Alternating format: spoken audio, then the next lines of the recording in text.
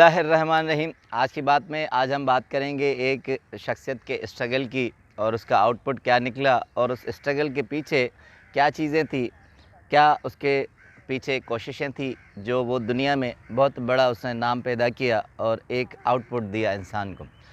تو انسان کی جستجو ہوتی ہے، جدوجہد ہوتی ہے، پھر کہیں کوئی آؤٹ پٹ ہوتا ہے، پھر کوئی یادگار ایسی چیز ہوتی ہے، ہم دنیا سے چلے جاتے ہیں، اس کے بعد وہ پھر یادگار وہیں دنیا میں پابندہ رہتی ہے۔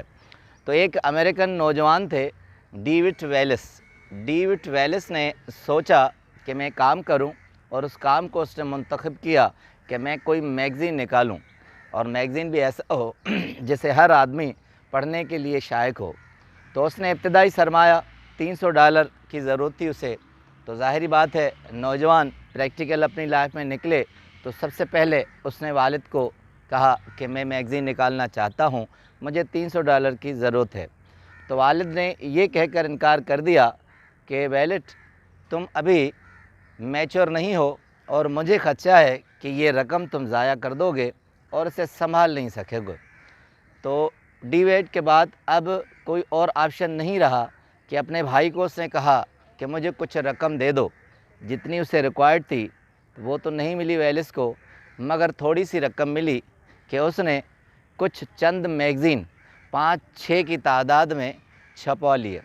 اب دوسرا مرحلہ سرکولیشن کا، ڈسٹریبیوشن کا۔ تو پبلیکیشن کے اداروں کو اس نے کہا کہ اسے ڈسٹریبیوٹ کر دیں، سرکولیٹ کر دیں، مگر انہوں نے وہ دیکھ کر یہ کہا کہ یہ ٹو سیریس میگزین ہے، بہت سنجیدہ میگزین ہے، اس طرح کی مارکیٹ ابھی تک نہیں بنی کہ اس طرح کے میگزین کو لوگ پڑھیں۔ تو اس لیے انہوں نے انکار کر دیا۔ اب ڈیوڈ کے بعد پاس کوئی آپشن نہیں رہا تو کیا کرے، مگر امکانات کی دنیا ختم نہیں ہوتی، چانسز ختم نہیں ہوتے اگر آدمی اپنی ذہن کو نہ چلائے۔ تو اس نے کیا کیا کہ خود ہی لوگوں کے پتے معلوم کیے اور میگزین کو خود پہنچانا شروع کیا، اور اس کے ساتھ ایک خط لکھا۔ اس کے بعد دوسرا طریقہ یہ کیا کہ اخبار میں اس میگزین کا اشتہار چھپوایا، اور ایک جملہ جو خط میں اور اشتہار میں تھا وہ بڑا معنی خیز ہے۔ اس نے لکھا کہ قاری یعنی جو ریڈر ہے یہ میگزین پڑھے، اگر اسے یہ پسند نہ آئے تو وہ آرڈر بھی کینسل کر دے اور اس میگزین کے پیسے بھی اسے واپس مل جائیں گے۔ اب انویسٹر ہمیشہ اپنے سرمایہ ڈوبنے کا ہی خدشہ ظاہر کرتا ہے، تو نتیجہ یہ ہوا کہ آرڈرز پہ آرڈر آنا شروع ہو گئے، منی آرڈر پہ منی آرڈر آنا شروع ہو گئے۔ کوئی بھی ایسا آرڈر نہیں تھا جو رد ہو سکے اور اسے یہ کہے کہ میگزین ہمیں واپس کرنا ہے، پیسے لیں۔ تو 1 ماہ میں یہ رد عمل آیا کہ 2 ماہ کی سرکولیشن کے پیسے اس کے پاس آ گئے۔ اب ڈیوڈ اس پوزیشن میں تھا کہ ایک میگزین کی جو رقم چاہیے تھی اس سے 2 ماہ کے میگزین چھاپنے کی رقم اس کے پاس آ گئی۔ اس کے بعد اس نے کیا کیا کہ آہستہ آہستہ سرکولیشن بڑھانا شروع کر دی۔ اب یہ کہتے ہیں کہ 1920 میں جو میگزین شروع ہوا تھا وہ 1922 میں صرف 2 سال کی محنت سے 5000 کاپیز اس میگزین کی مارکیٹ میں آنے لگی۔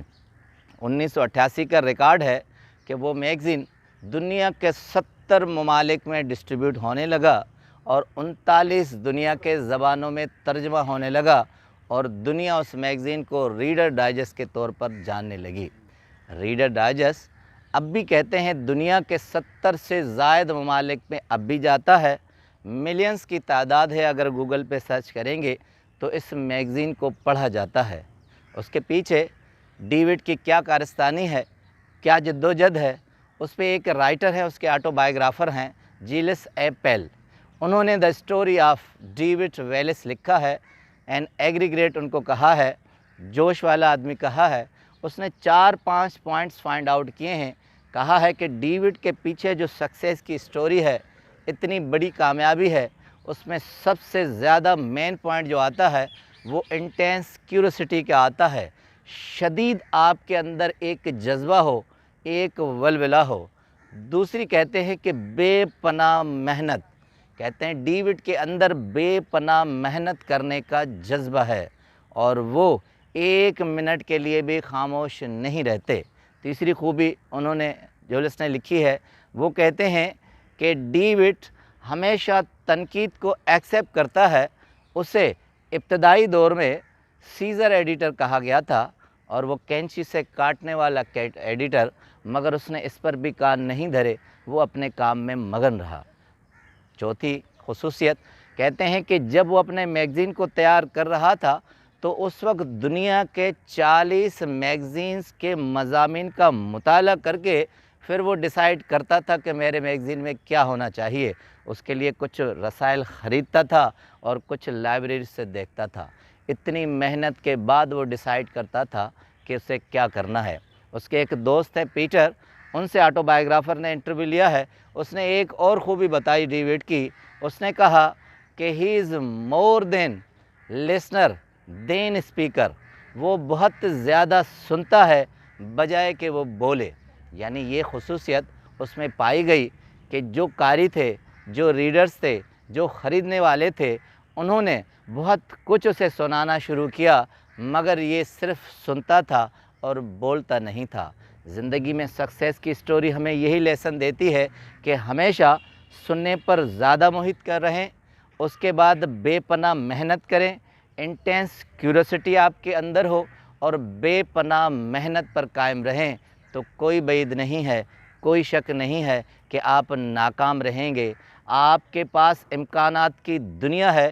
کتاب زندگی میں مولانا وحید الدین خان کہتے ہیں، اسی مثال کو، ایک چھوٹی سی مثال کو لے کر ڈیوڈ ویلس کے، کہ امکانات کی دنیا کبھی بھی ختم نہیں ہوتی، آپ کے پاس چانسز ہمیشہ رہتے ہیں، فرق صرف یہ ہوتا ہے کہ آپ ان چانسز کے پاس جائیں، نہ کہ یہ سوچیں کہ اب اندیشہ ختم ہو گیا، چانس ختم ہو گیا۔ آپ کا بہت بہت شکریہ۔